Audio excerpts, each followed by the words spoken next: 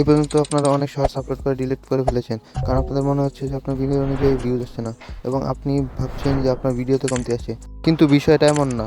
আপনি শর্ট ভিডিওকে ভুলভাবে আপলোড করছেন, এর জন্য আপনার সঠিক ভিউ আসছে না। শর্টস আপলোড করার জন্য সঠিক পদ্ধতি কী? শর্টকে মোবাইল দিয়ে আপলোড করবেন নাকি ডেস্কটপ দিয়ে আপলোড করবেন? গুগল থেকে আপলোড করবেন নাকি ইউটিউব অ্যাপ থেকে আপলোড করবেন?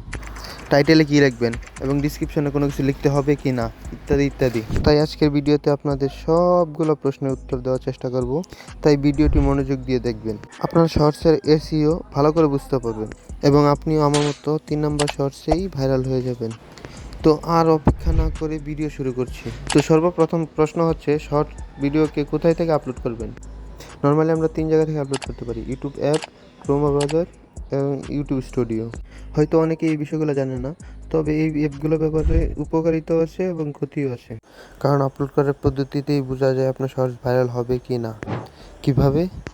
কারণ আপনি যখন অ্যাপ থেকে আপলোড করেন তখন আপলোড করার একটা লিমিটেশন থাকে। থাম্বনেল লাগানো যায় না, দেন ট্যাগস দেওয়া যায় না। এর জন্য আপনার ব্রাউজিং সার্চ রিচ কম হবে, কারণ ইউটিউবের কাছে আপনার ভিডিওর আগে থেকে কোনো ডাটা থাকে না।